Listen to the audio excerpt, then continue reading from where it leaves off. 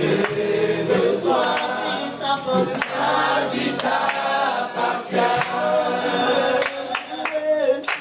Tu es le roi des rois, le Seigneur des seigneurs, tout ce dont j'ai besoin.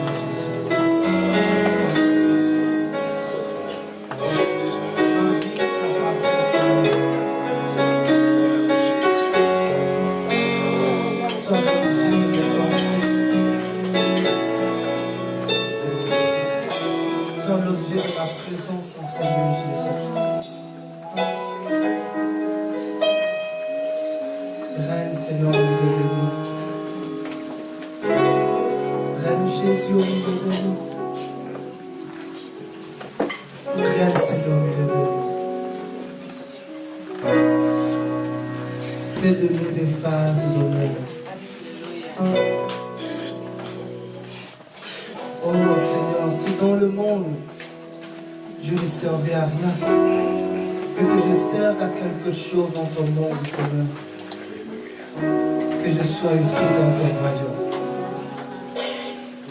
J'ai besoin de toi, Jésus. J'ai besoin de toi, Seigneur. Que ces lieux soient remplis de ta présence. Que ces lieux soient remplis de ta présence, Jésus. Sois avec nous. Sois avec nous. Sois avec nous. Sois avec nous. Au nom de Jésus. Amen. Amen. Amen. On va travailler ensemble. Ici, c'est comme l'école. On va travailler ensemble. Prépare-toi, Seigneur. On va travailler.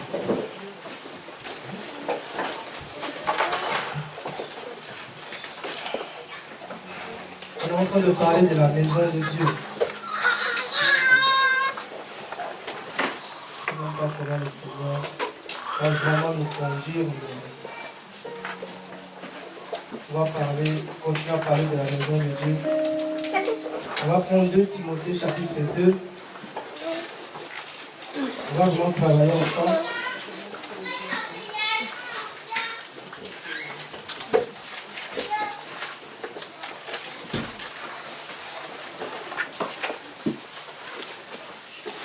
On a commencé à parler de la maison de Dieu depuis vendredi, je pense. Vendredi, on était là.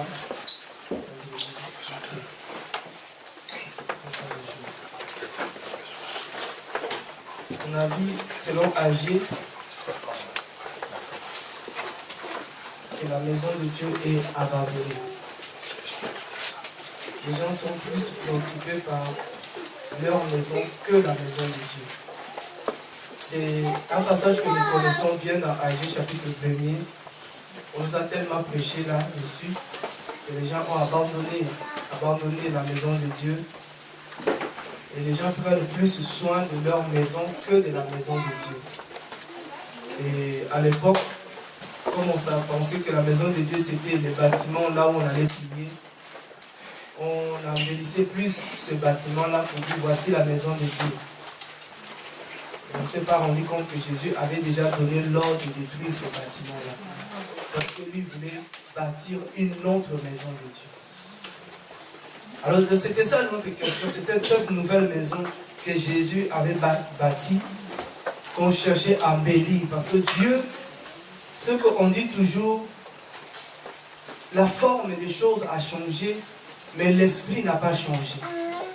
Quand Dieu parlait à travers le prophète Agé, quand il disait que vous avez abandonné ma maison, vous vous préoccupez de vos maisons, et cette parole est toujours d'actualité.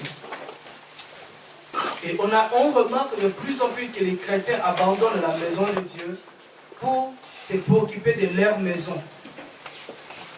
Et beaucoup continuent encore à prêcher. Pour moi, je dis, ils continuent à prêcher dans la chair, pensant que la maison de Dieu, c'est le bâtiment qu'il faut embellir. Pour dire aux gens, allez abandonner, laissez vos maisons comme ça. Et nous avons vu qu'il y a la maison, quand on parle de la maison de Dieu, et notre maison, c'est que notre maison là représente notre corps. Amen. Amen.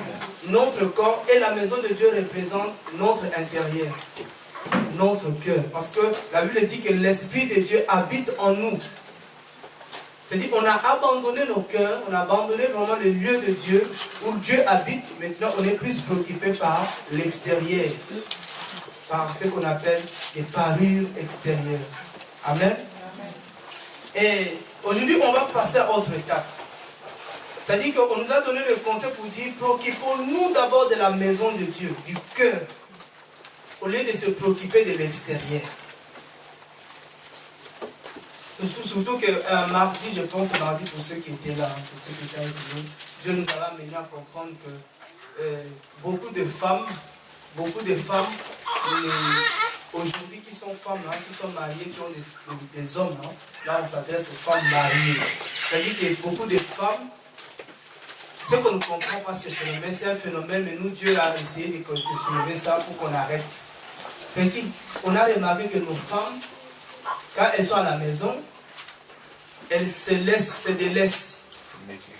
C'est-à-dire que tu vois, elles ne se maquillent pas à la maison, ses cheveux, elle ne s'occupe pas de ses cheveux à la maison, mais dès qu'elle va faire des courses sorties dehors, elle se maquille. C'est-à-dire qu'on se posait juste cette question-là. Pourquoi elles font ça? C'est-à-dire que ça nous a amené à comprendre que tout ce qui est, c'est-à-dire le physique reflète le spirituel.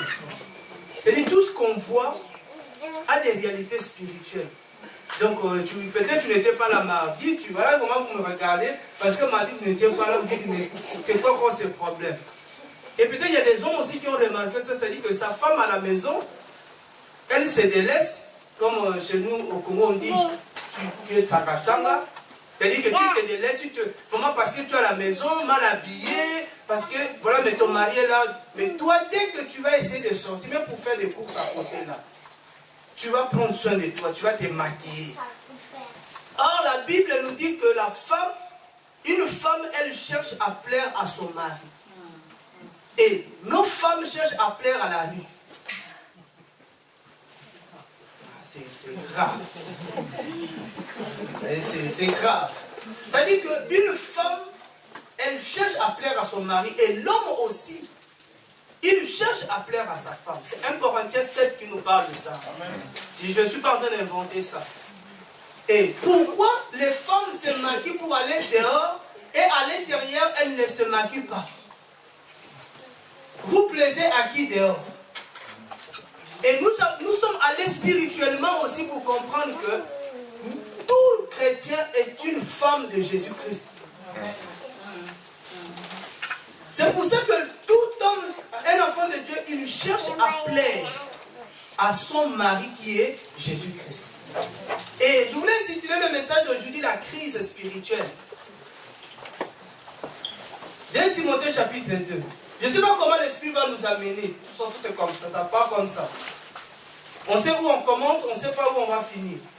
2 Timothée chapitre 2, le verset 20. Je pense que ça va changer les habitudes dans nos maisons. De plus en plus, je sais que Dieu nous amène au message de la famille. Parce qu'il y a tellement de choses qui se passent dans nos maisons qui ne sont pas normales. Amen. Qui ne sont pas normales. 2 Timothée chapitre 2, le verset 20. Or, dans une grande maison, il n'y a pas seulement des vaisseaux d'or et d'argent, mais il y en a aussi de bois et de terre. Les uns à honneur et les autres à déshonneur.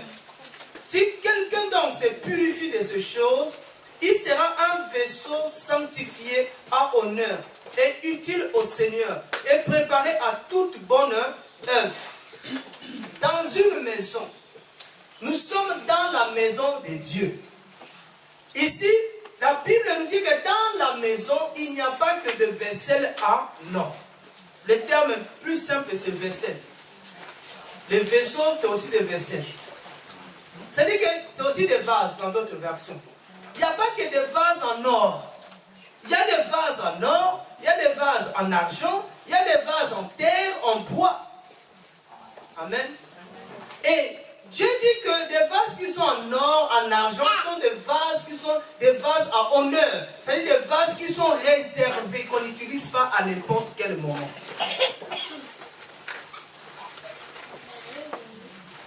Mais il y a des vases qui sont en bois et en argile. Ça, c'est des vases qui sont inutiles. Mais ces vases sont dans la maison. Ça veut dire qu'on est tous dans la maison de Dieu, mais on n'a pas tous la même position. Mais je veux aujourd'hui, par ce message, que tous on puisse avoir une même position. Le but, ce n'est pas qu'il y ait des écarts. Le but, qu'on soit tous pareils dans le corps du Christ. Moi, je suis quelqu'un qui défend le message que tous les membres du corps sont pareils. Même si tous les membres du corps n'ont pas la même fonction. Mais dans le corps du Christ, tout membre est important. Dans le corps du Christ, il n'y a pas un membre qui est moins important que l'autre. Alléluia. Et celui qui chante, et celui qui parle, et celui qui fait je ne sais pas quoi, nous sommes tous importants devant le Seigneur. C'est la question qu'on peut se poser aujourd'hui. À quoi tu sers dans la maison de Dieu? En lisant la parole, j'ai compris que dans chaque génération, Dieu cherche toujours un homme. En notre temps, Dieu est en train de chercher aussi un homme. Mais le problème, c'est que des fois, il est difficile de trouver cet homme que Dieu cherche. On a déjà partagé que dans Ésaïe chapitre 6, le verset 8, Dieu cherchait un homme, un ambassadeur. Un ambassadeur. Ça veut dire quelqu'un que Dieu allait envoyer. Quelqu'un qui pouvait parler au nom du royaume. Quelqu'un qui pouvait représenter le royaume de Dieu. Ça veut dire qu'il y avait déjà une crise spirituelle en ces temps-là. Dieu peut-être ne voyait personne qui pouvait représenter le royaume de Dieu. Il y avait déjà une crise par rapport aux ambassadeurs. Mais cette crise est encore aujourd'hui. De plus en plus, il y a de moins en moins de gens qui peuvent représenter Jésus-Christ. On a encore du mal à trouver ces gens-là. Amen. Au temps d'Ézéchiel, il y avait encore une autre crise. Parce qu'à cette époque, dans Ézéchiel chapitre 22, si je ne me trompe pas, le verset 30, Dieu dit, je cherche un homme qui se tient à la brèche et qui refit la cloison. Jésus lui-même revoir ce terme-là, cet homme-là que Dieu cherchait, c'était un maçon. Le maçon, ce sont des gens qui réparent le mur. Le mot refit, là, ça veut dire réparer un mur. C'est-à-dire qu'on est au temps où Dieu cherche des réparateurs. Des gens capables de réparer des murs. Parce qu'il y a beaucoup de cœurs qui sont détruits. C'est ça quand vous lisez dans Luc chapitre 4, le verset 17, Jésus dit que je suis venu pour réparer des cœurs qui sont froissés. Beaucoup de cœurs sont froissés. Beaucoup de cœurs sont blessés. Et Jésus-Christ était cet homme, c'est un maçon. Il était réparateur de brèches. Ésaïe 58, il l'appelle réparateur de brèches. Dieu cherche des gens qui sont capables d'aller réparer. C'est-à-dire des gens qui peuvent amener la paix, la réconciliation. Or, autant que nous sommes, le contraire, c'est parce qu'on a de plus en plus de gens qui sont en train de détruire. Détruire. C'est pourquoi nous avons dit vendredi, selon la parole, que prends garde de toi qui détruit le corps du Christ. Prends garde de toi qui essaie de détruire un mariage. Prends garde de toi qui essaie de détruire ce que Dieu a bâti lui-même. Amen. Amen. Au lieu d'être réparateurs, nous sommes des gens qui détruisent. Beaucoup de foyers sont détruits. De plus en plus. Beaucoup de familles sont détruites. Amen. Beaucoup de familles sont détruites. C'est pour ça que de plus en plus les églises sont affaiblies. Parce que la base de l'église est même déjà détruite. L'église à la base c'est une famille. La famille de Dieu. La famille de peuple de Dieu. Amen. Donc Dieu a toujours été le chef de famille. Et lui, le chef de famille, se retrouve dans une famille complètement détruite. Où tel et tel ne se parle même pas. Tel et tel ne se salue même pas. Ça c'est grave. Vous savez, j'étais dans une réunion bien aimée. Et il y a un frère qui a dit comme je suis déçu dans mon cœur, comme je suis blessé dans mon cœur, je ne veux plus me lever dans l'assemblée pour parler. Désormais, je veux venir, je veux m'asseoir. J'ai pris et je rentre. Je voulais voir un peu la réaction des frères de l'église. Comment les gens allaient interpréter son discours. Les gens disent non, c'est sage comme ça. J'ai dit, c'est pas normal. J'ai dit, entre celui qui reste à la maison et celui qui s'assoit là, vous êtes pareil. J'ai te conseillé, moi, de rester d'abord à la maison chez toi. Qu'est-ce que tu vas venir faire? Entre-temps, dans ton cœur, tu dis, je suis blessé. Personnellement, je ne soutiens pas les gens qui sont blessés dans le cœur. Parce que j'ai dit à ces frères-là, tu sais, si tu es blessé aujourd'hui, tu seras encore blessé demain. Prépare-toi à être encore blessé demain. Vous savez ce que Jésus-Christ a entendu. Ce que Jésus-Christ a subi. Frère, si Jésus-Christ avait le cœur que nous, cet homme devait être blessé plus que nous. Jésus-Christ, il a été trahi par des gens à qui il avait donné à manger. Jésus-Christ. Jésus-Christ, il a été trahi par son cousin frère du village. Frère Judas était le seul qui était du même village que Jésus. Il a été trahi. Des gens qui ont crié à la croix, qui ont crié les jours-là, il faut les crucifier. C'était la même personne que Jésus avait guéri, la même personne pour qui Jésus avait multiplié le pain.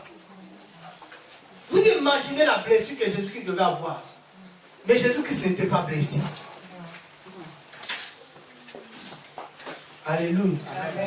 C'est-à-dire que frère, je ne peux pas. Je sais que tu seras blessé. Je serai blessé. Mais ce n'est pas ça qui est important. Le plus important, c'est que quand tu es blessé, tu dois sortir plus que vainqueur. Amen. Amen. Quelqu'un me dit, frère, il faut comprendre, il faut aussi comprendre le côté blessure. Je dis, côté blessure là, il n'est pas plus blessé plus que Jésus-Christ.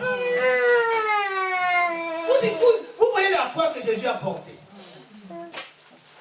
C'est pour ça que quand je vois le chemin de la croix, là, moi ça m'énerve. Parce que la croix qu'eux essayent de fabriquer là, la croix que Jésus a portée, c'était tous les péchés du monde étaient sur lui.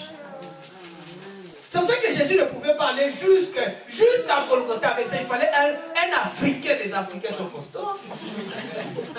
Il fallait un Africain qui vienne supporter, porter cette croix.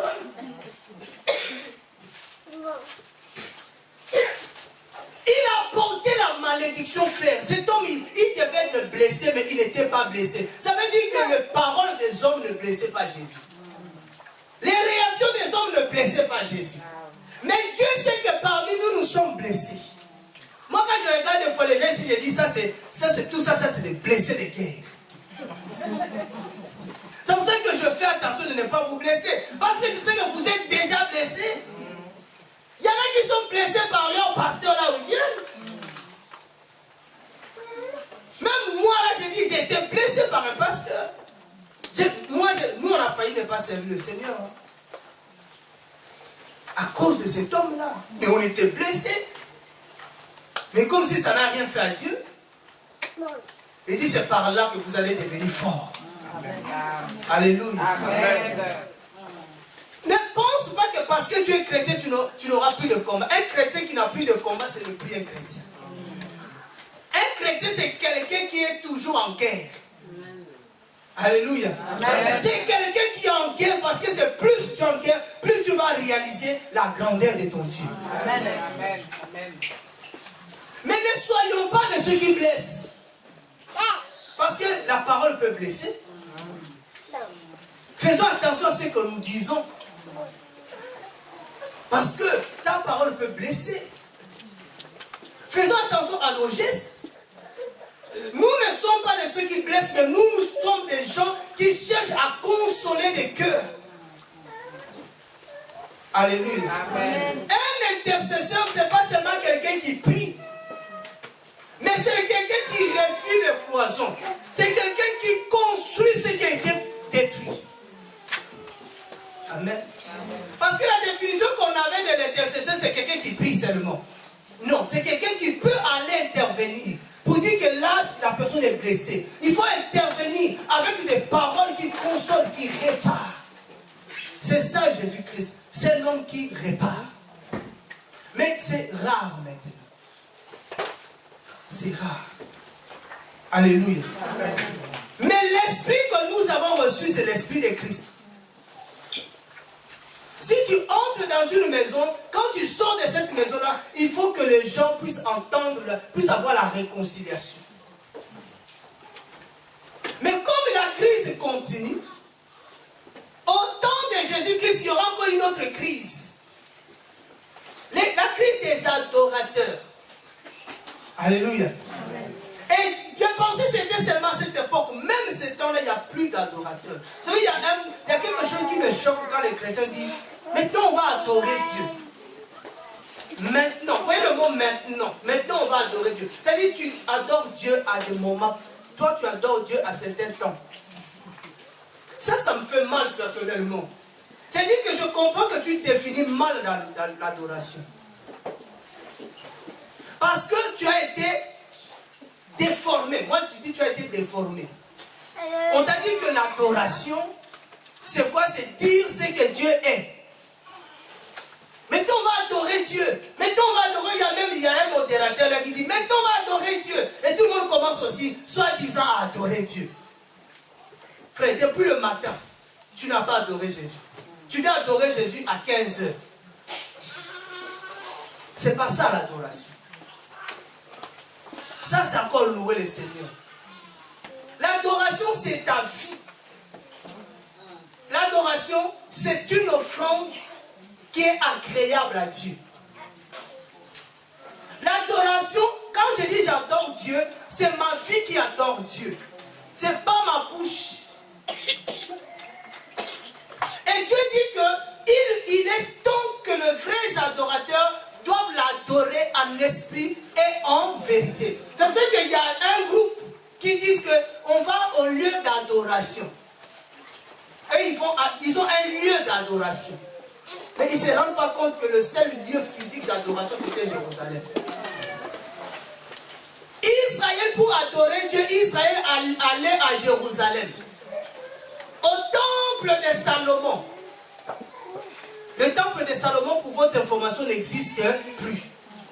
Vous savez, là où le temple de Salomon, c'est là où ils ont mis la mosquée, à Jérusalem. C'est là où il y a la guerre tout le temps. Parce qu'Israël veut rebâtir le temple de Salomon. Et le musulman, si tu touches à Seigneur, c'est leur lieu saint. Amen. Mais Dieu savait tout ça. C'est pour ça que Dieu, vous savez que Dieu avait déjà déplacé le temple de Salomon. Oui.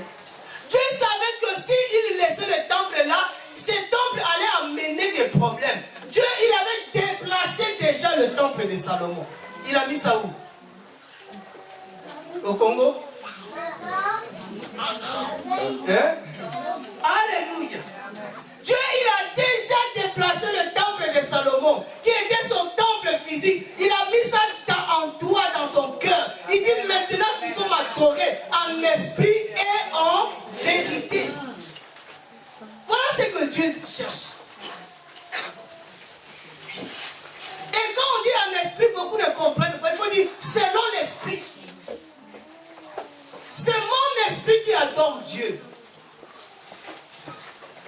Je veux en lieu d'adoration. Il faut leur donner l'adresse de Jérusalem, qu'ils payent le billet déjà. À l'époque, vous voyez l'unique éthiopien, l'histoire de l'unique éthiopien dans Actes chapitre 8. Il revenait des lieux d'adoration. Il était tout le monde, tous les juifs, tous les gens qui croyaient en Dieu devaient aller là-bas. Vous imaginez le nombre d'avions qui allaient atterrir aujourd'hui à Tel Aviv là-bas. Vous imaginez le nombre d'avions si tous les chrétiens, tous les gens allaient là-bas. Israël c'est un petit pays.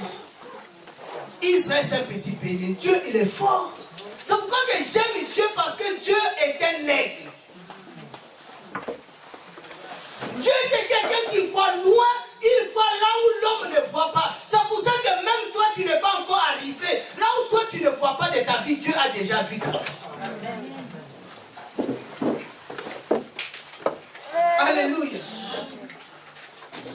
Même quand aujourd'hui tu dis je fais les études pour être professeur, est-ce que Dieu t'a dit ça? Ou ce sont tes parents qui ont dit, essaie de te dire ça. Moi je serai, frère. Arrête. Dis ce que Dieu t'a dit. Parce que Dieu il voit loin. Alléluia. Amen. Dieu avait vu que le nombre de personnes qui allaient croire en Dieu n'allait pas, l'Israël n'allait pas les recevoir. Dieu a fait un grand temps. Il dit maintenant les cieux ne peuvent même pas me contenir. Quelle maison allez-vous bâtir? Alléluia. Pendant que Dieu, tu sais qu'il n'y a pas beaucoup d'adorateurs. Il y a beaucoup de chrétiens. Je ne sais pas si c'est des croyants, même des chrétiens, il n'y en a plus beaucoup. Même si les gens, hier j'ai suivi à la télé, moi j'ai fallu descendre sous la terre. C'est ça que vous, quand vous suivez la télé, hier à la télé on m'a dit que dans l'église il y a aussi les homosexuels.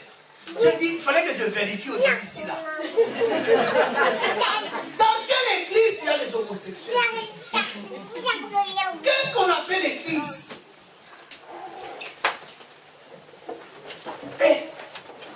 Si beaucoup de gens ne savent pas, Dieu aime les homosexuels. Mais dans l'église, il n'y a aucun homosexuel. Dans l'église de Jésus-Christ, frère. Dans nos églises, oui. Mais dans l'église de Jésus-Christ, il n'y a pas de pécheurs. Il n'y en a pas. Il n'y a même pas un. Pour faire partie du corps de Christ, pour être membre du corps de Christ, il faut que Jésus te purifie. Non, mais je ne sais pas. Mais là aussi, le monde ne voit pas. Où les gens n'essayent pas de voir qu'on a en face de nous une abomination. L'église catholique est en train de se dévoiler. Mais les gens ne réalisent pas. Vous savez ce qui s'est passé au temps d'Aaron est en train de se passer maintenant. Le peuple a mis une pression sur l'église. Et l'église va maintenant accepter la voix du peuple. Le peuple voulait depuis longtemps qu'on accepte le remariage. Maintenant il faut accepter. Le peuple voulait depuis longtemps qu'on accepte l'impudicité. Maintenant il faut accepter. s'ouvrir au monde. Et ils ont dit la décision revient au pape. Mais plus, vous savez, il faut que ces choses arrivent. Quand ces choses vont atteindre le sommet du péché là, c'est là où Dieu va descendre. Et quand les gens vont rester, pendant qu'ils vont souffrir, ils vont lapider les papes. Le pape qui sera à cette époque, il sera lapidé, vous allez voir. Si tu veux essayer, essaye de rester, tu vas voir. Mais c'est l'abomination, c'est l'abomination. C'est l'abomination. Toutes les caméras sont maintenant là-bas. Ils attendent la décision de l'église. C'est pour ça qu'on ne doit pas, on dit que nous sommes l'église. Ça, c'est pas ça l'église. Ça, c'est on s'assemble, mais c'est pas. Il y a une seule église qui est le corps du Christ. Moi, ma prière, c'est que tu sois membre du corps du Christ. Avant même que tu sois membre d'une assemblée, il faut que tu sois membre du corps de Christ. Et c'est quelqu'un qui adore Dieu. Ta vie doit adorer le Seigneur. Ton corps doit adorer le Seigneur. Ton discours doit adorer le Seigneur.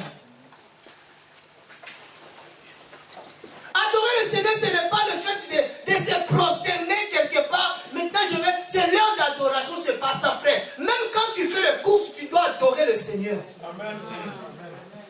Il n'y a pas une heure fixe pour adorer le Seigneur. 24 heures sur 24, ma vie adore le Seigneur. Ça veut dire adorer, c'est honorer. Honorer le Seigneur. Amen. Que ce soit au travail, que ce soit à l'école, tu dois honorer le Seigneur. Mais combien de plus en plus les gens déshonorent Dieu? On a dit de déshonorer le Seigneur. Alléluia. Amen. Crise d'intercesseur, il n'y en a plus. Crise, beaucoup de gens, Dieu ne les envoie plus. Dieu même, je pense, il a dit, mais si je l'envoie, j'ai envoyé l'autre, son cousin m'a trahi. J'ai envoyé son frère, mais Dieu cherche, mais je vais envoyer qui pour aller parler à ce peuple? Le prophète n'est même pas écouté dans sa propre famille. Mais Dieu va envoyer qui? Les gens n'ont plus le temps d'aller parler de Dieu. Beaucoup n'ont plus le temps. Parce qu'on a peur. Parce qu'on a honte. On dit, Seigneur, je ne sais pas quoi dire. Comment? Tu ne sais pas quoi dire. Mais dis-lui que je reviens bientôt. Il n'y a pas un autre message. Le seul message. Dis aux gens que Jésus-Christ revient bientôt. Beaucoup de gens sont beaucoup de chrétiens, ils pensent que oui, frère, il y a deux enlèvements. Deux. Il faut que dans le deux enlèvements que tu puisses partir. Il y a un enlèvement que si tu ne crois pas à l'autre enlèvement, l'enlèvement de toute l'église, crois au moins à l'enlèvement de ta vie. Regarde tous ceux qui sont déjà enlevés, qui étaient les riches plus que toi, qui étaient soi-disant les hommes forts, mais Dieu les a enlevés. La mort est un enlèvement. Alléluia.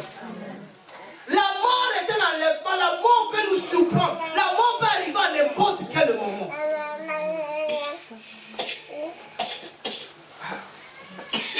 Si les gens ne croient, il faut leur dire, si tu ne crois pas à l'enlèvement dont je te parle, que Jésus-Christ, quand il reviendrait, il y aura encore des vivants sous la terre. Il va les enlever. S'il ne croit pas, dis-lui, tu peux mourir demain. Tu sais où tu vas aller.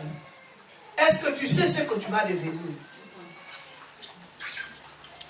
Vous voyez qu'on est tellement préoccupé par le corps. On est tellement préoccupé par le physique. Alléluia. Amen. On fait tellement de sacrifices et de dépenses pour que le corps là soit bien. C'est pour ça que je vous ai dit que arrêtez de vous prendre tout le temps pour le corps. Souvent que vous le faites pour l'extérieur. Alléluia. Amen. 1 Corinthiens, c'est ça, Paul lui dit. On va lire ça parce que vous pensez que le frère là, on va lire ça. 1 Corinthiens chapitre 7. plaisir à ton mari, tu ne cherches même pas à faire plaisir à ta femme, mais tu cherches encore à faire plaisir aux gens qui sont à l'extérieur. Je comprends pourquoi il y a des femmes qui sont dérangées par les hommes. Donc c'est toi-même qui l'as voulu.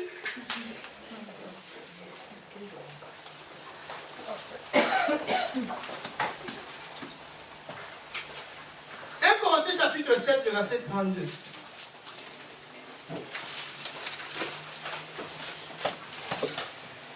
Oh, je voudrais que vous fissiez sans inquiétude.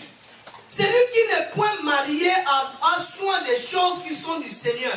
Comment il plaira au Seigneur? Mais celui qui est marié a soin des choses de ce monde. Et comment il plaira à sa femme? Ainsi, il est divisé. La femme qui n'est point mariée et la vierge a soin des choses qui sont du Seigneur, pour être sainte de corps et d'esprit. Mais celui qui est marié a soin des choses qui sont du monde. Comment elle plaira à son mari? Je ne dis pas que se marier, déjà, si vous lisez tout, être marié n'est pas un péché. Celui qui est marié n'a pas péché. Mais Dieu sait que celui qui est marié a double objectif. Physiquement, je dois plaire à ma femme. Spirituellement, je dois plaire à mon mari. Alléluia. Amen. Dieu voulait prendre aussi l'image pour nous montrer que, étant des épouses de Jésus, je dois passer ma vie à adorer le Seigneur. C'est-à-dire à plaire à mon Jésus. Comment je vais plaire à Jésus? Et cela devait être pareil pour nos femmes et nos maris à la maison. On nous a dit qu'il y en a qui se lavent à 15 heures. Parce qu'elle sait qu'elle va sortir à 16 heures. Frère, on a un problème dans la famille. Donc pour toi, ton mari, le maquillage, ça ne l'intéresse pas. Peut-être qu'il y en a qui ne parlent pas, qui parlent dans son cœur. Parce que tellement tu ne lui plais pas, il va aller voir dehors.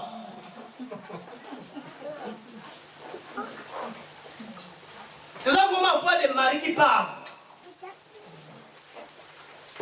Alléluia. Amen. Tu t'habilles pour qui? Moi je dis toujours même à mes frères, je sais que ce discours, vous avez du mal à accepter, frère. Tu t'habilles pour qui? Même les hommes, vous vous habillez pour qui? Souvent les femmes, la femme quand elle s'habille, elle dit, ah chérie, est-ce que je suis bien? Voilà, tu donnes ton appréciation. Mais l'homme, dès qu'il s'habille, il sort. Donc on s'habille pour l'extérieur. Souvent je dis qu'il y a des hommes, jamais sa femme ne peut acheter une chemise pour lui. Si on ne veut pas, tu ne veux pas que la femme achète une chemise pour toi, allez-y ensemble. Parce que ton habillement doit être au goût de ta femme. Alléluia. Amen. Ah oui, frère. Ton habit, si tu es bien rouge, c'est que ta femme aime le rouge. Ça doit être comme ça, frère. Parce que quand tu es en rouge, ça lui plaît. Ça ne dérange pas le Seigneur, la couleur. Le Seigneur, c'est l'essentiel, c'est que tu sois couvert. Maintenant, l'histoire comment vous appelez ça, des modèles, ça c'est l'affaire des fous, là, c'est l'affaire des hommes. C'est notre affaire. Ou tu n'es pas encore marié, ou tu es marié. Beaucoup frères, même moi, dès qu'on me reproche, je dis, est-ce que tu réalises que tu n'es plus célibataire? Il y en a qui sont célibataires, qui prient, Seigneur, donne-moi un mari, donne-moi une femme. Mais ceux qui sont mariés, prient, Seigneur, je veux revenir célibataire. Ma vie ancienne m'a fait plaisir quand j'étais en célibataire. Tu veux rester comme tu étais, comme tu étais. Alléluia. Amen. Si tu ne plais pas à ta femme, tu plais à qui? Je parle physiquement. Si je ne plais pas à ma femme, je vais plaire à qui? Alléluia. Amen. Tu me diras jamais, personne ne me dira, il y en a qui essaient, mais je ne sais pas si c'est Satan qui les envoie, mais pour me faire comprendre et me faire accepter qu'il y a quand même des femmes belles sur la terre. Il dit, il n'y en a pas, il y en a une seule. Depuis que je l'ai trouvé,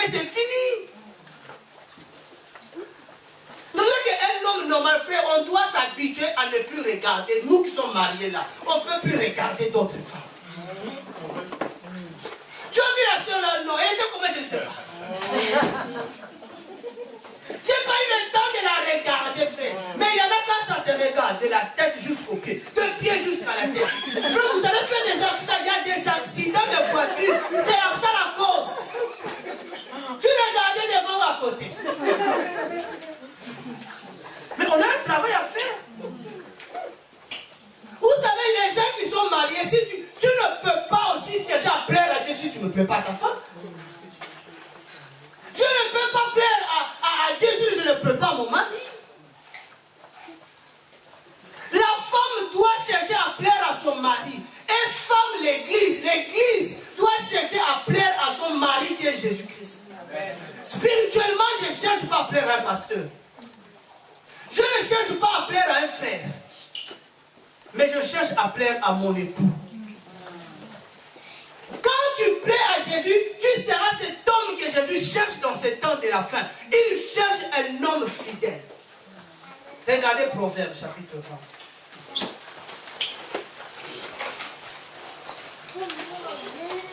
Des fois, on a l'impression que depuis qu'on est marié, on est dans une prison. Frère, si tu as cette impression, on va prier que Dieu te délivre. Le mariage n'est pas une prison. Alléluia. Amen. Si tu raisonnes comme ça, tu vas faire peur à ceux qui ne sont pas encore mariés. Alors, parce que je suis plus libre, tu es. Oh, mais au contraire, frère, c'est un CDI. À vie. Moi, tous les gens, aujourd'hui, les gens qui entendent le message, qui sont mariés aujourd'hui, tu me reviens. Non, Dieu m'a. J'ai vu que ce n'est pas elle, frère. Ce n'est pas Dieu qui t'a montré. Ça, c'est Satan. Amen. Amen. Non, c'est fini là. C'est CDI.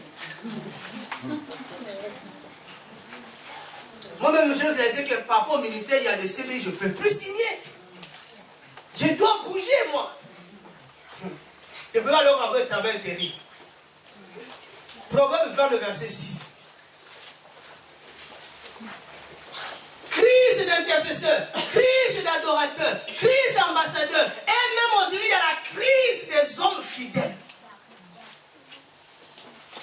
Dieu cherche un homme fidèle. Il dit la plupart des hommes prêchent leur bonté. Mais qui est-ce qui trouvera un homme fidèle? Qu'est-ce qui trouvera un homme qui est véritable? Qui Dieu a du mal à nous trouver. Vous savez, Dieu peut venir dans une assemblée. 1000 personnes et Dieu ne trouve personne. Tout le monde en train soi-disant d'adorer, de crier, mais Dieu dit il n'y a personne là. Personne qui est fidèle là. C'est des crises spirituelles. C'est pour ça que je n'envie pas l'onction. Je n'envie pas ta grâce. Parce que Proverbe me dit la grâce, elle est trompeuse. Même si tu fournis les prophéties, je n'envie pas ta grâce. Même si tu guéris les malades, je n'envie pas ta grâce et ta grâce. C'est Dieu qui t'a donné. Quand Dieu t'a donné, Dieu ne m'avait pas, il ne m'avait pas demandé conseil. La Bible dit il fait grâce à qui il veut. N'envie pas ma grâce, la grâce elle est trompeuse. Quand Jésus-Christ reviendra, il va chercher un homme qui était fidèle. Malgré toutes les tentations du monde et de la terre, je dois rester fidèle à Jésus. J'ai dit toujours souvent, nous les hommes, c'est rare qu'on nous tente. Quand je suis arrivé en Europe, la première fois qu'une femme m'a tenté, j'ai traité cette femme de malade. J'ai dit, tu es malade, tu as le sida, tu caches. Pourquoi? Parce que dans ma culture en moi en Afrique, une femme ne peut pas aller chercher un homme. Mais ici, c'est dans la culture, ici, ça se passe. Ça se passe. Amen. Mais ce qui est constant, c'est que les femmes, vous êtes toujours tentées. On dit que les hommes sont pas suffisants. Ils cherchent toujours à voir encore, à regarder. Même elle, comme ça, je le reprends, il me dit, à la formation, il me dit, mais frère, j'ai fait le mal, mais fais seulement de regarder. J'ai dit, je voulais voir ta femme là pendant que tu parles. Alléluia. Comment elle allait réagir? C'est-à-dire que vous, mes soeurs, vous serez tentés. Mettez même 10 alliances au doigt, vous serez tentés. Il y en a, ils ne voient même pas ces alliances-là. Même il y a des femmes enceintes. Mais elle est tentée quand même. Ah, il y a des hommes. Hein? Il y a des femmes par stratégie, ça marche avec des enfants. Mais elles sont tentées quand même. Ça veut dire que tu seras tenté. Et cette image-là, c'est la même quand que chrétiens, nous serons tentés. Mais qui restera fidèle? Beaucoup, moins de tentations, ils tombent. Moins de tentations, moins de provocations. Ils te provoquent, tu lâches tout. Tu t'emportes aussi dans la colère. Ah, frère, je n'arrivais pas à me contenir, frère. Tu dois d'abord être converti. Chrétien, chacun de nous ici a un défaut. On a un défaut. Moi, je te conseille de chercher ton défaut. Ou tes défauts, si tu en as plusieurs. De noter ça quelque part. Et de prier le grand Dieu de te délivrer de ces défauts-là. Je ne dis pas, moi je ne peux pas dire que tu n'as pas de défauts, parce que moi j'ai mes défauts. Mes défauts, ce sont mes sujets de prière. Tout homme a un défaut. C'est ta faiblesse. Quand vous voyez un pasteur tomber dans l'impudicité, quand il était dans le monde, c'était un courant de jupons. C'est sa faiblesse. C'est un homme qui aime beaucoup de femmes.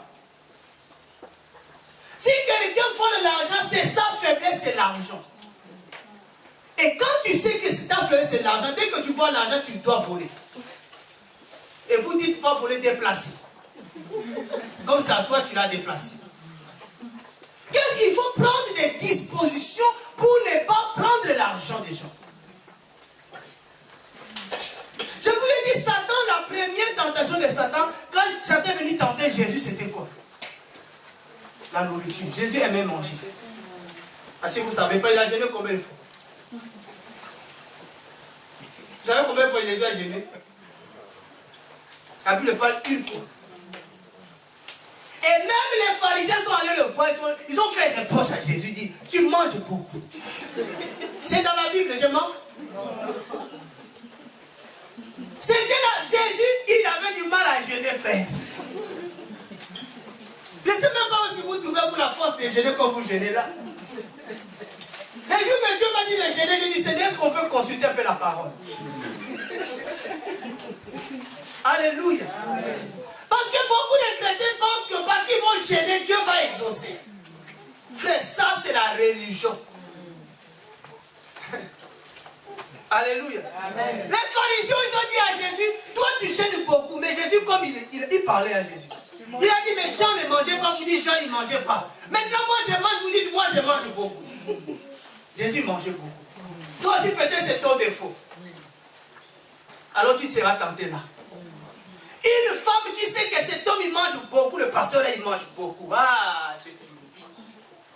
Elle va faire une bonne table. Et la pasteur aujourd'hui j'ai à cœur que tu manges chez moi. Donc elle sait déjà que tu manges beaucoup. Elle t'a observé qu'est-ce que tu aimes. Quand tu vas t'amener là, piège. Tu as fini là, sommeil. Ah. Moi je vous parle comme ça, mais beaucoup sont tombés. Je ne savais pas, elle m'avait mis quelque chose. Non, tu as mangé. Puis que c'est un esprit. Vous savez que quand tu dépasses la nourriture, ça devient trop. Tu as un esprit. La gloutonnerie, c'est un démon. Alléluia. C'est-à-dire qu'il faut veiller par rapport à ta faiblesse. Qu'est-ce qui peut te faire tomber dans le péché? Qu'est-ce qui peut me rendre infidèle? Ah, peut-être que je parle beaucoup. Frère, ça c'est le... Si tu veux gêner, moi je te conseille, si que tu es là qui parle beaucoup, fais un jour sans parler. Un jour, dis aujourd'hui je ne parle pas. C'est la guerre. Quand tu arrives à 18 ans, tu n'as pas parlé, va louer Jésus. Dis Seigneur, merci, tu m'as libéré. Mais il y en a, frère, il y en a. Ne pas parler, c'est la mort. C'est comme s'il est mort. Tu ne voulais pas parler, mais il est quoi? Tu ne fais pas parler, tu ne veux pas parler. Il faut gêner par rapport à la parole. Dis-toi, si tu aimes calomnier là, toi qui aimes calomnier, toi tu aimes calomnier, et tu vois comme tu penses que c'est un don, tu connais les problèmes de tout le monde, tu penses que tu es quoi, la radio nationale, tu es France Télécom, c'est-à-dire tout passe par toi. Et tu comprends pas, tout le monde vient seulement te confier des choses. Mais c'est pas que toi tu ne peux pas garder. Toi c'est un trou. Tu ne peux pas garder, c'est un défaut. Frère, ce que je vous dis là, ça va nous amener en enfer. Quand un homme pêche, on me dit que tel a péché, je dis c'est sa faiblesse. Un jour, j'ai vu un pasteur. Je l'ai vu d'abord dans la vision. Et je l'ai appelé, j'ai dit, je vais te parler. Un pasteur s'arrête ici. Je lui dis, si tu n'arrêtes pas, je lui dis, voici ce qui va arriver. Il me dit, tu vas plus entendre. J'ai dit, tu es possédé. Tu as besoin de la délivrance. Toi-même, tu ne peux pas arrêter. À chaque fois quand j'entends qu'il est tombé, je dis, c'est pas, il est possédé. Possédé. C'est-à-dire quand tu es possédé, tu es animé par ces démons-là. C'est lui qui te dicte, c'est lui qui te conduit. C'est-à-dire que tu n'arrives pas, tu es dépassé. Tu es dépassé. En fait, quand tu es dépassé de quelque chose, tu deviens idolâtre de la chose. C'est pour ça qu'il n'y a plus d'adorateurs, il y a plein d'idolâtres. Plein d'idolâtres. Plein. Nous sommes des idolâtres et Dieu veut seulement nous délivrer. Amen. Amen. Alléluia. Amen. Qui trouvera un homme véritable? Qui trouvera un homme véritable? Frère, moi qui vous parle, je ne dis pas que je suis parfait. Mais je vous dis, frère, nous devons faire des efforts. Un chrétien, c'est un ambassadeur. C'est quelqu'un qui représente le royaume de Dieu. Quand on te voit, il faut que les gens qui ne croyaient pas commencent à accepter que Jésus-Christ est vraiment Seigneur. Il faut que les gens acceptent.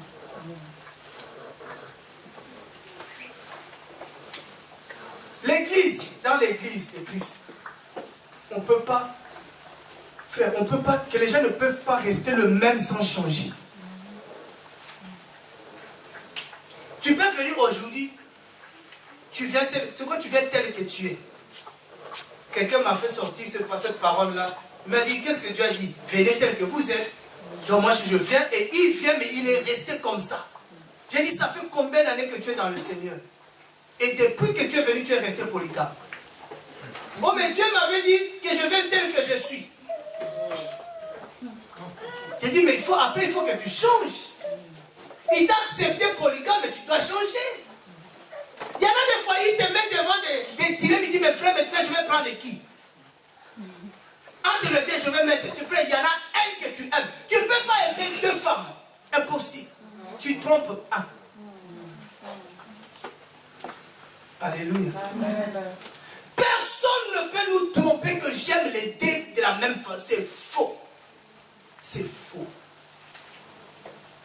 Je dis, tu dois faire un choix. Même si c'est difficile, mais tu dois faire un choix. Sinon, tu vas aller à l'enfer.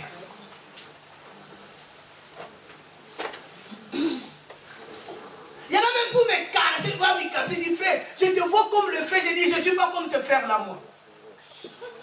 Mais tu dois te répandre. Il y a beaucoup de gens ici à Rennes. Ils veulent venir prier, mais la sanctification les dérange.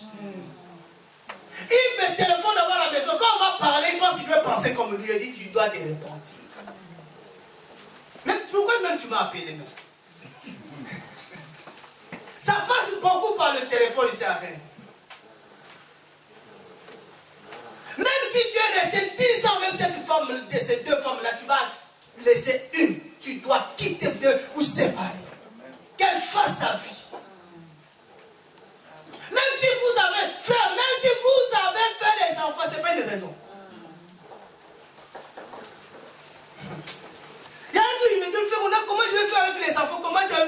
enfants, va voir Dieu. Dieu est capable de te donner un autre mari qui va t'aimer avec les enfants que tu as. Il y a un homme ici, par exemple, à Rennes, il ne veut pas faire des enfants, il dit je cherche une femme qui a des enfants. C'est lui ton mari.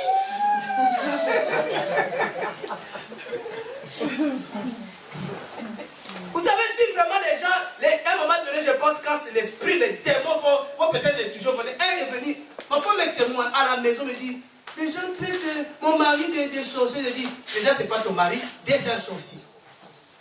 J'ai dit, va lui dire, le frère Tassa dit, tu es sorcier. Frère, j'ai peur de personne. Quand quelqu'un est sorcier, il y a une tête de sorcier. Il dit, ah bon, je dis, oui, il est sorcier. Vous savez pourquoi? Parce que quand quelqu'un a une femme, il vient te tromper. Vous savez, tromper, c'est de la sorcellerie. Que non, je t'aime plus que l'autre. Ah. Il dit la même chose à l'autre. Voici le mensonge. Déjà, personne ne peut t'aimer. Dis, est-ce que tu m'aimes plus que Jésus? Pose-lui la question, est-ce que tu m'aimes plus que Jésus? Si tu dis oui, c'est qu'il ment. Aucun homme ne peut t'aimer plus que Jésus. Aujourd'hui, je t'aime les jours que tu vas me faire à manger, je vais peut-être plus t'aimer. Parce que j'aime la nourriture. Ah. Mais Jésus-Christ, il nous aime. Il pleure Jésus pour nous. Je dis, Jésus nous a aimés avec le péché. Qui pourra nous aimer tel qu'on était, la vilaine qu'on était, sans valeur, frère, sans papier, sans maison, marchant pied fait, sans habit. Jésus nous a aimés. Amen. Amen. Qui pourra m'aimer comme ça? Tu vois, quand je vois des sœurs maintenant, je dis, il fallait m'aimer quand j'étais. Là, maintenant, là, arrête. Quand moi, je marchais à Rennes, là, partout, là, une chaussure qui sonnait, qui parlait, qui chantait, frère. Tu ne m'avais pas vu parce que toi, tu cherchais un homme qui a une voiture. Maintenant, j'ai une voiture, tu vas m'aimer. À gauche. Alléluia. Vous voyez que Jésus n'aime pas notre richesse. C'est nous que Jésus aime. Les gars, mes soeurs, ne cherchez pas un homme parce que tu vois la voiture, frère, la voiture, ça tombe en panne. Alléluia. Amen. Il faut aimer l'homme, pas les biens de l'homme. Parce que l'homme que tu vois, tu ne connais pas son lendemain. Peut-être c'est un grand médecin demain, mais le jour tu le vois là, frère, il nettoie, il fait le nettoyage. Frère, tu ne connais pas que c'est le chemin. Amen. Ah. Et ces hommes-là qui sont, pour moi, c'est des paresseux. Ça, c'est des paresseux. Un homme qui va aimer une femme que l'autre a bien fait, c'est un paresseux. L'autre là, lui-même, il s'est sacrifié une chemise, un pantalon, pour que sa femme soit belle. Et toi, tu vas croiser ma femme dans un coin là. Moi, je ne vais pas te toucher, dis Seigneur, aide-moi, aide-moi, aide-moi. C'est pour ça que quand les hommes là, les grands là, ils ont voulu toucher Sarah, Dieu est venu là lui dire, hey, la femme d'Abraham, il ne faut pas la toucher. Frère, non, moi je ne viendrai pas. Dieu viendrait te voir là, lui, puis tu dis, c'est la femme d'Atas. Il ne faut pas la toucher si tu ne veux pas le problème. C'est pour ça que, frère, quand les gens tuent ta femme, ne veux pas voir les gens là. Oh, on m'a dit, tu as dragué ma femme, ne va pas le voir. Jésus lui-même va aller. Amen. Oh, mais depuis que j'ai rencontré, j'ai parlé avec une femme, je ne dors plus la nuit. J'ai des insomnies, mais je ne comprends pas. Si une sorcière, ce n'est pas une sorcière, mais tu as touché la femme des rois de Dieu. Tu ne vas pas dormir, tu vas le voir cet homme-là. Tu vas dire, j'avais dérangé ta femme, mon frère, excuse-moi. Tu vas retourner, tu vas voir, tu vas dormir. Alléluia. Amen. Frère, on raconte des choses. Il y a des gens qui viennent nous voir, mais vous savez, il y a des gens qui nous téléphonent. Quand j'écoute son discours, tu ris. Il y a une soeur là, il nous appelle, il dit non, j'ai une soeur là que je vois, elle est vraiment sorcière. Et la soeur appelle un frère qui m'appelle. J'ai dit, même toi qui écoutes des choses comme ça, elle est là qui t'a appelé, c'est déjà une sorcière. Elle là, elle n'est pas. Frère, si je n'aime pas cet homme-là, si je ne l'aime pas, tout ce que je vais voir en vision, ça sera satanique. Je ne peux rien voir de bon pour lui. Parce que déjà là-bas, je ne l'aime pas. Même si tu veux me voir que j'ai vu Jérôme, je le vis vraiment, c'est un sorcier de dire, est-ce que tu l'aimes? Est-ce que tu l'aimes? Si tu ne l'aimes pas, tu vas voir que sorcier. C'est pour ça que beaucoup de visions sont fausses. Beaucoup de songes, c'est faux. Frère, tu ne veux pas me croire, je ne veux pas te croire. Il faut l'aimer. Même pour prier pour quelqu'un, frère, tu ne peux pas prier pour quelqu'un que tu n'aimes pas. Pour prier pour quelqu'un, il faut d'abord aimer cette personne. Dieu nous a tellement aimés. Jésus, quand il prie pour nous là, parce qu'il est animé par l'amour. Jésus nous aime et il prie pour nous. Tu ne peux pas prier pour moi si tu ne m'aimes pas. Tu ne peux pas. Même nos femmes là, si tu n'aimes pas ton mari, tu ne peux pas prier pour lui. Même le mari, si tu n'aimes pas ta femme, tu ne peux pas prier pour ta femme. C'est ça qui manque dans l'église. Qu'est-ce qu'il y a dans l'église? Qu'est-ce qu'il y a même dans nos églises aujourd'hui? Dieu cherche un homme véritable. Un homme qui craint Dieu. Vous voyez? Un homme qui respecte le Seigneur.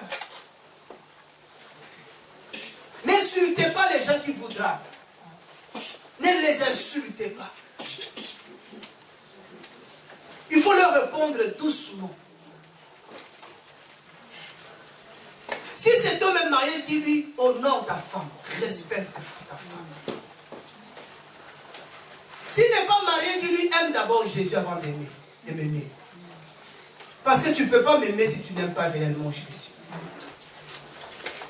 Mais n'insultez pas. Ne fuyez même pas non plus. Lui-même, il va fuir. Alléluia. Amen. Mais attention au rendez-vous. Si tu es femme mariée, il te donne rendez-vous, tu dis, ok, on se voit demain à telle heure. Là, tu prends bien ton costaud, ton mari. Tu as dit, ah frère, on est venu au rendez-vous. Lui-même, chaos. Lui, frère, après, on lui dit, il ne faut pas avoir peur. Tu sais, on a ôté aussi comme toi. Mais on le parle de Jésus. Frère, il sera touché. Toute occasion est favorable pour prêcher la parole. Amen. Mais ne te maquille pas sous prétexte que je vais aller évangéliser. Oh, j'ai fait comme ça, les autres vont me draguer, je vais leur parler de Jésus. Ça, c'est ta stratégie. Tu vas tomber. Amen. Soit le même à la maison comme à l'extérieur. C'est ça le problème. On n'est pas pareil. Il y en a quand ça arrive à la maison, c'est prends la photo de maintenant et prends la photo quand tu vas arriver à la maison. Quand tu vas tout enlever, tout ce qui n'est pas à toi.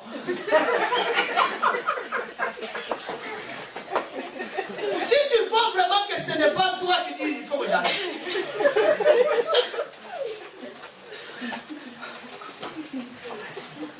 L'hypocrisie, c'est quelqu'un qui fait semblant.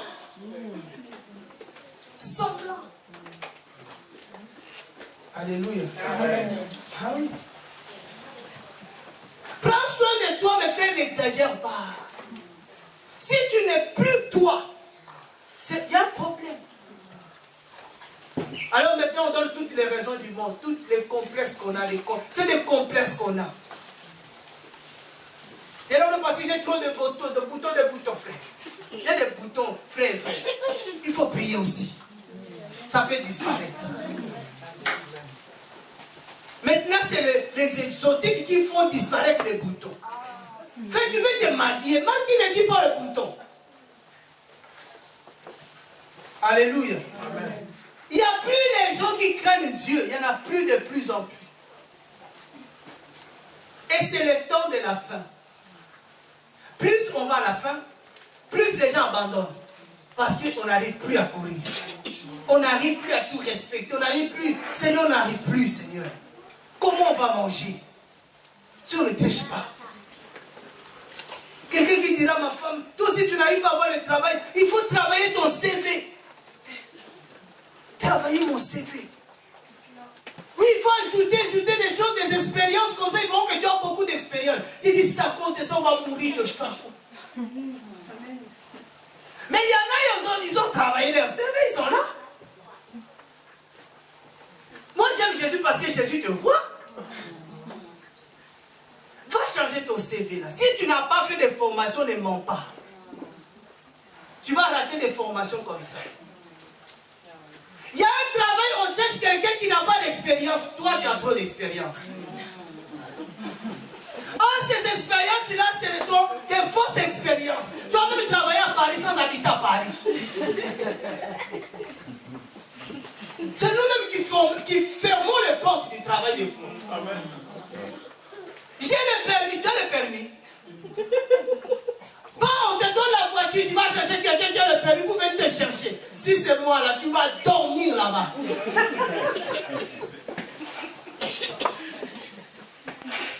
Ça dit qu'un homme véritable, frère, c'est un homme qui ne ment pas. Viens tout d'abord les prophètes. Prenons d'abord Ésaïe, même Proverbe 14. Proverbe 14.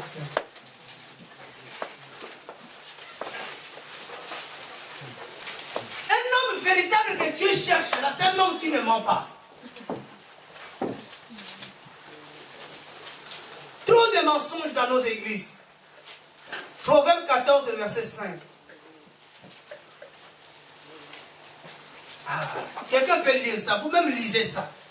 Lisez ça, lisez ça, lisez ça. Mais vraiment. Le témoin fidèle ne ment jamais, mais le faux témoin avance la fausseté. Le témoin fidèle, l'homme véritable ne ment quoi? On n'a pas dit pas, ne ment jamais. Qui ne ment jamais? Seigneur, pardonne-nous. Pardonne toute l'église.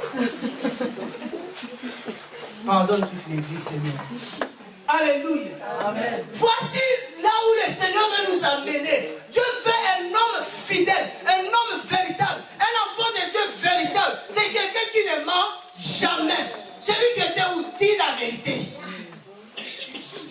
Tu vas... Oui. Mentir. Éphésiens dit qu'on ne doit pas s'amuser. Hein. Oh non, je faisais des blagues, il n'y a pas de blagues. Dans le mensonge, il n'y a pas de blagues. J'ai menti pour... On ne rigole pas avec le mensonge. Alléluia. C'est que je vous dis que le mensonge, c'est quelque chose que Dieu déteste. Un homme véritable ne ment jamais. Il faut vraiment que le mensonge soit aboli de nos bouches. Pourquoi on ment? Parce que la chose qui nous pousse à mentir, c'est la peur. Parce que si je lui dis la vérité, c'est fini, c'est fini. Frère, tue-moi si tu veux. Mais je ne vais jamais mentir. Rejette-moi si tu veux, mais je ne veux pas mentir. Même les pasteurs, les anciens, ils mentent, frère. Ils mentent, mais c'est terrible. Parce que les gens ont peur. Moi, je vis que c'est la peur qui nous pousse à pécher même. On ment comme... C'est-à-dire que c'est la respiration maintenant. Il y en a même, c'est un don. Quand ça ment. Frère, il y a un ancien qui a menti, ça m'a travaillé la tête. Il dit quelque chose, mais parce qu'il avait peur, il a menti. Je lui dis, donc, moi, si toi tu ne mens pas, c'est moi qui mens. J'ai dit, ok, on arrête là. Il va chez lui, l'esprit là, travaille chauffé. Il rappelle la personne dit, c'est pas moi que tu as menti, rappelle la reine là-bas. Jusqu'aujourd'hui, il n'appelle pas, il a peur. Parce que je vais lui dire, frère, comment tu peux mentir? Mais comment tu prêches les gens? Je vois même que dans la prédication, tu es capable de mentir même. Nous, surtout dans la profession, on ment beaucoup. Dieu m'a dit, ah, déjà Dieu t'a rien dit. Mensonge. J'ai vu, peut-être tu n'as rien vu. Mensonge. Frère, si tu reçois dans ton cœur, dis, ah, j'ai reçu quelque chose dans mon cœur, j'ai une pensée, dis comme ça. Ne dis pas que le Seigneur m'a dit.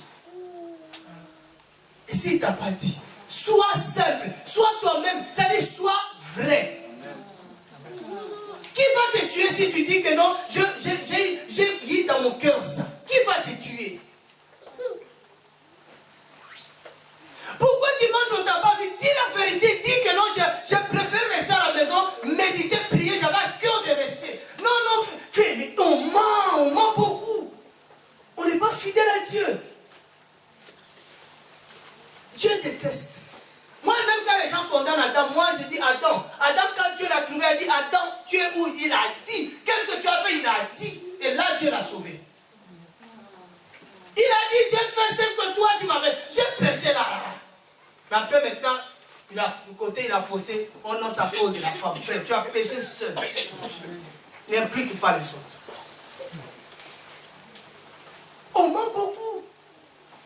Quand tu es faible, dis ça ne va. Quand ça ne va pas, dis frère, là spirituellement, je suis faible. Je suis faible. Je ne te dis pas, mais dis aide-moi, frère, aide-moi. Oh, frère, je te dis par la foi, frère. Quelle foi? Ça se voit quand je te dis, frère, ça ne va pas, ça se voit. Un homme vrai ne ment jamais. Il faut souligner ça, faux frère. Celui qui ment, c'est des faux témoins, frère. Il ne peut pas dire les vérités. C'est comme ça que beaucoup de gens, Dieu ne les délivre pas. Parce que déjà, ils commencent par mentir. Cette femme samaritaine a dit la vérité à Jésus. Quand je lui ai dit, va chercher ton mari, il dit, je n'ai pas de mari. Toi, tu appelles concubin mari. Il y a un mensonge déjà dedans. Dis que je ne suis pas marié, je n'ai pas de mari, j'ai des concubins, j'ai des copains. Dis-nous la vérité que tu as un copain. Un petit copain. Même pas un copain, mais un petit copain. Si c'est lui qui avoue. Celui qui dit la vérité, c'est lui que Dieu délivre. Cette femme avait dit la vérité. Jésus l'avait délivrée. Il a dit, tu as dit la vérité. Jésus aime les gens qui disent la vérité. Jésus veut que nous disions la vérité. Dis-moi, frère, je ne t'aime pas, il faut qu'on prie. Alléluia. Si tu sens que tu as un mauvais sentiment par rapport à l'autre, dis-lui, frère, je ne sais pas pourquoi, mais quand je te vois, je ne suis pas bien. Prions le Seigneur. Vous priez le Seigneur, frère. Ça va vous choquer, mais c'est comme ça. Nous, on appelle ça l'esprit cache. Nous, on a commencé à rêver là, on était un petit groupe là, de jeunes là. Ouh là, quand quelqu'un sait que je dis, on va prier là. Il y a quelque chose qui ne va pas là. Puis on marche comme ça. L'esprit cache, quand on commence à prier, tout le monde pleure. Oh, pourquoi? Il dit, il y a baisse d'amour là, il y a baisse d'amour. Un jour, on a dit, on va jeûner, frère, on va prier, on va jeûner. Aide-nous à manger. Dans le métro des rêves, l'esprit lui a dit, va confesser ton péché. Elle venait, on prie pas, j'ai mangé, j'ai dit, oh. Frère, voici les gens, j'ai dit, quand tu aimes la vérité avec l'esprit là, ça sera clair. Tu vas venir là, nous on est fatigués, on a gêné. Toi tu te comportes comme si tu as gêné, toi tu vas toujours en haut. Et toi tu as trop mangé là. Parce que c'était l'esprit de vérité, frère. Il faut qu'il y ait la vérité. Même si tu vas pleurer, je vais te dire la vérité. Sinon ne cherche même pas à vivre avec nous là. Dis-toi que si je vais vivre avec ces gens là, il faut que j'aime la vérité. Parce qu'ils vont me reprendre à un moment donné. Tu vas voir un qui va venir te toucher. Tu vas penser c'est moi, c'est pas moi. Dis, viens un peu. À côté là, ramasse. Il y en a qui viennent une fois comme ça, pas on les ramasse. Oh non, l'église là, je ne vais plus là-bas.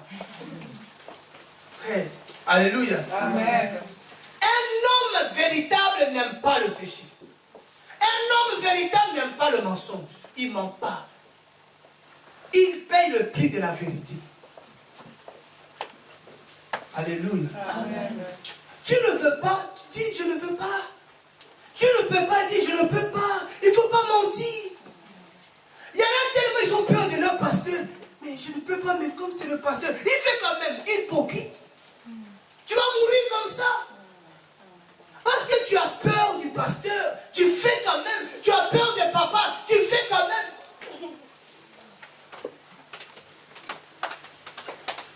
Moi, j'aime pas que les gens puissent avoir peur de moi. J'aime pas ça. Même dans la famille, j'ai vu qu'ils savent que j'aime pas la dot. Ils savent que j'aime pas la dot. Mais quand on dit c'est toi qui vas lui parler, il le dit là, il a peur de moi même de me dire ça. Je dis, mais pourquoi depuis là vous ne m'avez pas dit? Mais c'est lui qui devait te parler, mais pourquoi tu ne m'as pas dit? Il n'y a pas de mots. Parce qu'il sait déjà que je vais dire non, tu ne veux pas. Il faut dire la vérité. Amen. La vérité nous a franchis. Vaut mieux qu'on te tue pour la vérité, frère, qu'on te tue pour le mensonge. Dis la vérité. Bon, combien de gens ont volé à cause de la vérité? Parce qu'ils ne voulaient pas dire la vérité, ils sont allés voler. Combien? La vérité a disparu. Il n'y a plus de vérité. Il n'y en a plus dans les églises. Un homme véritable, l'homme que Dieu cherche dans ces temps-là, c'est l'homme qui dit la vérité. Non, si je lui dis la vérité, il va, frère, moi, qui qu'il soit, quel que soit son nom, si j'ai des choses à lui dire, je vais lui dire. Souvent, j'aime pas passer par quelqu'un pour parler à quelqu'un. J'aime pas ça. Pourquoi je ne viendrai pas te voir? Déjà, on nous a facilité la tâche avec le téléphone encore. Pourquoi aller dire, oh non, Romain, tu diras à... Est-ce qu'ils habitent ensemble? Non. Tu manques de téléphone? Non. Mais pourquoi tu l'envoies pour aller te dire à l'autre? Est-ce que tu sais que quand le frère va aller, il ne va pas dire tel que tu as dit? Est-ce que vous savez ça? Mais qui sera mauvais? C'est toi. Tu as dit quoi? J'avais pas le temps, moi, de venir te voir. Non, tu avais peur d'aller le voir. Donc tu as menti encore. Il faut enlever la peur. Vous voyez tous comment les gens racontent là, à gauche, à droite. Non, les gens, beaucoup de gens ils s'arrêtent. Les pasteurs, ils ont peur. Ils ont peur de venir me voir. C'est là que j'ai réalisé que je suis costaud. Souvent, ça va aller voir Martial, ça va aller voir tel. Mais moi-même, des fois, qu'on se voit comme ça. Et ça va faire. J'ai dit, regarde celui-là. Et là, je l'ai attrapé là. Oh, c'est pas. Tu vois la venue là, que de. Comment on appelle ça? Côté où là. Il y a l'eau là qui coule là, il y a des agences là. Je le vois, il baisse la tête. J'ai dit, je vais l'attraper. Aujourd'hui là, il ne passera pas comme ça. Tellement il parle à la reine, il parle à la tasse. Il ne faut pas écouter ta tasse, il ne faut pas écouter ta tasse. Je le vois là. Arrête. Ta tête comme ça, il m'a même vu marcher comme ça. Tu vas tomber là-bas. Non, je ne t'ai pas vu ici, tu m'as vu de loin, frère, il est loin. Faut me dire, mais dis-moi bonjour, parce que moi, je ne vais pas venir te répéter, il paraît que tu as dit. Moi, je n'ai pas entendu, je ne sais pas si c'est que l'autre m'a dit est vrai même. Dis-moi bonjour. Alléluia. Amen. Les gens ont tellement peur de quoi? Je ne vais pas te maudire, jamais. Mais tu marches comme ça parce que tu me fuis, tu vas tomber. Alléluia. On doit dire la vérité. Frère, quand tu vois quelqu'un, c'est pour ça qu'on dit quand tu vois ton frère dans le péché là, dis-lui. Même il va dire au frère, comme d'ailleurs je suis à la télé, oh, il ne faut pas juger les homosexuels, frère. Nous, on ne juge pas, mais on dénonce. Déjà, on ne dénonce même pas les homosexualités, mais on dénonce l'homosexualité. Que c'est une abomination. Si quelqu'un pratique ça, c'est-à-dire que quelqu'un a cette maladie-là, parce qu'une maladie comme Ebola, pour eux, c'est la maladie, c'est l'Ebola, mais c'est une maladie, l'homosexualité. C'est une maladie. Comment quelqu'un que Dieu... J'ai vu un homme, même sa femme, la femme d'avant pleure. Cet homme veut changer de nature. Il était homme, il veut devenir femme. Est-ce que vous voyez le nombre de malades qu'il y a? Où sont les intercessions? qu'on doit prier pour notre ville. On doit prier pour le peuple de Rennes. On ne doit pas regarder ça comme ça en face. Tu dois prier pour ta commune, tu dois prier pour ta ville, que Dieu libère, que Dieu délivre ce peuple. Parce que cette maladie est contagieuse. Cette maladie est en train de se répandre. Ça devient normal. C'est pour ça que quand la maîtresse de mon fils m'a dit, non, s'il y a des choses, vous n'êtes pas d'accord, il faut coopérer. Moi, je ne coopère pas. Si j'entends mon fils m'a dit ça, je lui dis déjà que c'est faux. Et je viendrai vous voir pour dire que j'ai dit à mon fils c'est faux. Et si vous ne voulez pas, vous me donnez l'enfant. Et je sais que dans le temps qui arrive, on nous redonnera nos enfants. Parce qu'il y a des choses qu'on va enseigner à l'école qui ne sont pas normales. Qui vont aller polluer la conscience des enfants. Dire qu'il n'y a pas un homme, il n'y a pas de femme, il n'y a pas de... Et oh. C'est ça la philosophie qui arrive maintenant. Il y a des choses qui arrivent maintenant. C'est pour ça que les parents que nous sommes là, vous qui ne regardez pas le cours de vos enfants, vous serez surpris. D'ailleurs, je ne sais pas si tu sais, tu connais même le cours de l'année. J'étais à l'école des enfants, mais j'étais aussi choqué, frère. Le nombre de parents africains dans la classe, il y en avait, on est beaucoup. Les jours, on n'était que 2 à la réunion. Les parents africains ne vont pas aux réunions. Vous faites quoi à la maison? Vous ne savez pas ce que vos enfants reçoivent comme enseignement. Qui a déjà été à la réunion de son enfant? Que Dieu vous bénisse. Il faut aller à la réunion. Même il y a élection des parents, des présidents des parents là-bas. Allez-y. Comment vous allez amener? Frère, vous dire non, c'est le monde. C'est pas le monde, c'est là où ça se passe. C'est là où tout se décide. Mais tu peux faire entendre ta voix. C'est grave. Ils savent que les parents africains ne viennent pas. On est déjà catalogués. Hein? Africain, j'ai vu un comme ça, il a fait. Regarde le comportement. Mais le jour là, on vous dit les programmes. Voici ce que vos enfants vont voir. Tu ne connais même pas le maître. Tu ne connais même pas la maîtresse de ton enfant. Tu ne connais même pas la classe. Grave, hein? Et beaucoup, c'est que des femmes qui connaissent, les papas au pot. C'est pas parce que vous dites, oh, le frère s'il est intégré, non, c'est normal. Il faut être à côté des enfants. Même, il y a un terme que j'aime pas, j'ai dit, non, je vais déposer l'enfant assise. Déposer l'enfant. L'enfant, ce n'est pas un colis. On accompagne l'enfant. Souvent que je vois les parents qui viennent déposer les enfants. Viens là, vas-y. Ça, c'est déposer un enfant. Mais l'enfant, il faut l'accompagner. Lui faire un bisou câlin. Voilà. Mes frères, on a du mal. Mais est-ce que tu peux faire mes câlins à Jésus même? Quand l'enfant dit bisou, toi aussi. Vous voyez qu'on a une mentalité qui nous empêche d'être dans le royaume. Parce que, frère, si quelqu'un, moi je dis, priez que vous expérimentez le Saint-Esprit. Le Saint-Esprit, il peut venir te faire des câlins.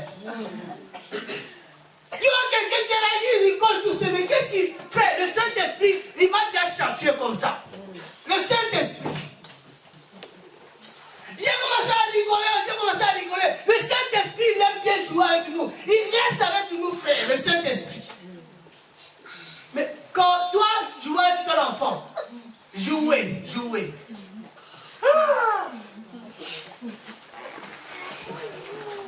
Quel temps tu vas passer? Et les enfants grandissent à un moment, il y a un vide. Et les enfants vont aller chercher l'affection à l'extérieur. C'est pour ça que Jésus ne veut pas de ça. Jésus, il veut nous donner toute l'affection pour que je n'aille pas chercher ailleurs l'affection.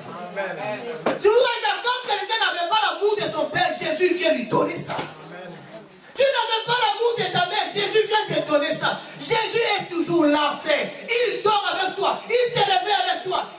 t'accompagne au travail, il t'accompagne à l'école. Il est omniprésent avec toi, Jésus. Mais frère, il veut que tu puisses un peu le représenter.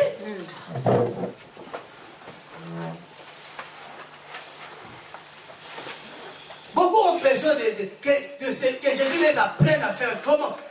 Des fois je dis, Seigneur, serre-moi dans tes bras. Frère, Jésus t'a déjà serré dans les bras. Dis-lui, Jésus, serre-moi, prends-moi dans tes bras. Tu sentiras l'amour de Dieu. Tu sentiras la chaleur du Père. Tu verras l'amour du Seigneur. C'est pour ça que tu m'as pris quitter Jésus. Tu dors comme ça, tu le sens à côté. Tu le sens qu'il est là. Mais j'aime sa douceur. Des fois, quand il vient comme ça, il ne veut pas que tu puisses avoir peur. Que tu ne sautes pas, que tu ne sursautes pas. Il est là, il reste là. J'aime Jésus, frère. À un moment, tu marches, tu sens que quelqu'un marche avec toi. Tu regardes comme ça, tu ne le vois pas, mais tu marches, il marche avec toi. Tu sens que ça, c'est la présence du Père. Mais tu veux que Jésus te donne ça, commence à donner à tes enfants. Commence à donner les câlins aux enfants. Commence à serrer tes enfants dans tes bras. Tu sais, Jésus va te serrer aussi. Parce que ça manque aux enfants. Ça manque. Des fois, on est choqué de voir un grand enfant dans les bras de ses parents. Il y en a qui sont choqués. Pourquoi on est choqué? C'est son fils. Alléluia. C'est son fils. C'est cette affection-là, bien aimée, que nous avons besoin. L'affection du Père. Si je sais que c'est une rééducation, beaucoup vous allez apprendre ça. Vous allez apprendre ça. L'esprit célibat là, ça doit quitter, ça doit vous quitter là. Alléluia. Il y en a que je verrai quand même à la fin parce que oulala. Là, tout je ne peux pas dire là. Tout ce que je vois là, terrible. Moi j'aime le couple, j'aime la famille. Parce que quand une famille est unie et prie, quelque chose va se passer. Amen. Quand un couple prie, même si c'est 2 secondes, Dieu va écouter cette prière. Amen. Quel couple est divisé? Alléluia. Amen. Mais on néglige les réalités spirituelles. C'est ça le problème. Satan trouble les gens comme ça. Il faut que, vous savez, l'amour qu'on avait avant de se rencontrer. L'amour, le premier jour là qu'on s'est rencontrés là, que vous vous êtes rencontrés là. Il faut que l'amour qu'on a aujourd'hui soit plus que le premier amour. Pas le contraire. Le premier jour quand vous êtes rencontrés là, frère, nous on avait, à l'époque je les témoigne, on avait 33-10. On est portable 33-10. Même si tu m'appelles à minuit, tu ne m'auras pas. Occupé. On donne, frère, à un moment l'oreille chauffée. Il ne faut pas perdre cet amour. On était tout le temps au téléphone. Moi quand les gens disent qu'ils sont fiancés là, quand j'appelle tout le temps occupé, je sais, je comprends. Il dit ils sont en communication. Pour la voir, il faut la voir, il faut trouver l'occasion. Cet amour, pour vous aimer, il faut de plus en plus qu'il y ait cet amour. Mais on ne peut pas descendre en dessous de cet amour. Des fois même pour l'accompagner, frère, mais j'allais à pied. J'allais à pied juste pour par sécurité, je la ramène jusque devant chez elle. Mais aujourd'hui là, même si elle sort, tu l'appelles même plus. Qu'elle arrive quelque chose. Vous voyez, négligence, on néglige cet amour-là. J'aime l'amour de Jésus. Parce qu'il dit c'est des progrès en progrès. Et Satan vient toujours. Essaie de vous dire regarde là. Là ce qu'elle a dit, elle a dit quoi? Elle n'a pas changé, elle est toujours la même. Il n'a pas changé, il est toujours le même. Alléluia. Amen. Il faut que Dieu nous restaure. Commençons déjà à retrouver cette fidélité dans nos familles. Et nous allons vivre la fidélité de Dieu. Amen. Commençons à retrouver cet amour dans nos foyers. On va expérimenter l'amour de Dieu. Ceux qui ne sont pas mariés, plaisez à Jésus. Amen, amen. Ne cherchez pas à plaire à un frère, plaît à Jésus. Et quand tu plais Jésus, Jésus te donnera son fils. Amen. Jésus lui-même te donnera son fils. Cherche Jésus seulement. C'est le trésor, c'est la source. N'allez pas dans le site de rencontre là, n'allez même pas là-bas. Jésus n'est pas dedans. Avant de nous avoir créés, il avait déjà tout fait. Avant que tu viennes au monde, Jésus avait déjà tout planifié. Si Jésus avait dit que tu vas te marier, il sait avec qui tu vas te marier. Même toi, tu ne sais pas. Mais Jésus sait avec qui tu vas te marier. Jésus même connaît même tes enfants. Il connaît déjà tes enfants, Jésus. Il connaît même ton travail. Il connaît tout, Jésus-Christ. Un enfant n'est pas encore né, mais Jésus connaît déjà ses parents. Je dis toujours aux enfants que vous, personne de nous ne choisit son père ni sa mère. C'est Dieu lui-même qui choisit pour nous qui sera ton père, qui sera ta mère. C'est pour ça que tu ne peux pas mépriser ton père. Parce que si un enfant qui méprise son père, méprise celui qui lui a donné. Aucun enfant peut dire que moi je vais tel père, je vais telle mère. Aucun. Mais Dieu qui choisit dit tu vas naître, ton père sera à tasse. Que tu fais ou pas, ton père sera à tasse. J'avais dit comme ça un frère, j'ai dit si le Seigneur, il avait fait le plan que pour que dans le ministère tu vas passer par moi, tu passeras par moi, va comme tu veux, mais tu reviendras. C'est Dieu qui décide. Alléluia. C'est Dieu qui décide. C'est pour ça que les enfants doivent respecter leurs parents. Parce que vous n'avez pas cherché les parents, Dieu vous a donné les parents. Et vous direz, Seigneur, toi aussi, pourquoi tu m'as donné un tel enfant? Donc tu es plus intelligent que lui. Frère, le jugement, ça sera grave. Beaucoup de gens disent, mais pourquoi tu m'as donné un tel enfant? Il sait pourquoi il t'a donné un tel enfant. Des fois, cet enfant-là est toi-même.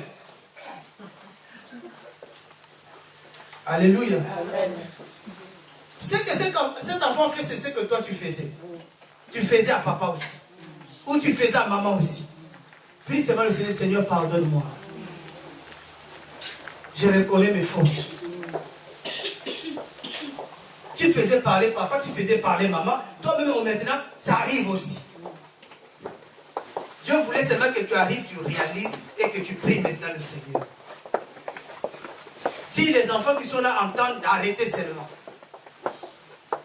Alléluia. Amen. Dieu cherche un homme véritable.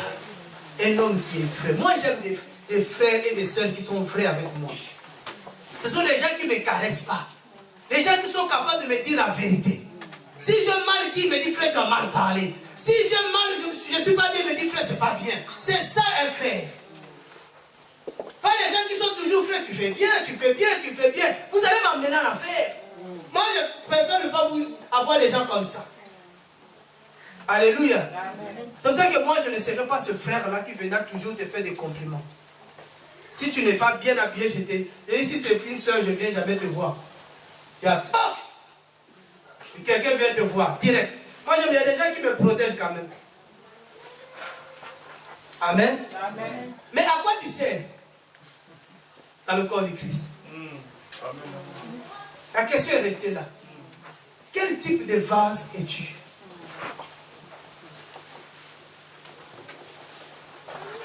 Depuis que tu as reçu Jésus, qu'est-ce que tu fais pour Jésus? Des gens sont en train de mourir dans le péché. Qu'est-ce que tu fais? Ne tombez pas dans le péché des gens qui disent ne me jugez pas. Il faut leur dire la vérité. Ce n'est pas un jugement. S'ils n'entendent pas la vérité, ils ne seront jamais sauvés. Amen. Amen. Si c'est ça qui vous dérange, commence à parler de Jésus. à leur dire aux gens de se repentir. Jésus revient. C'est ça ton travail. Il faut que tu sois utile dans la maison du Seigneur. C'est ça la mission que le Seigneur nous a donnée. Parler de Jésus-Christ. Parler de son retour. Préparer son épouse.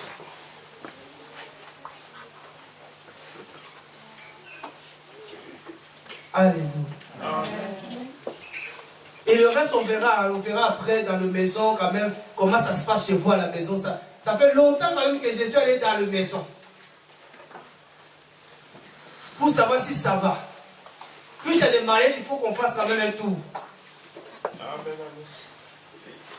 Quand Herman a changé, tout de suite. L'homme que j'ai connu avant mariage et l'homme là, je sens qu'il y a une touche. Il y a une touche.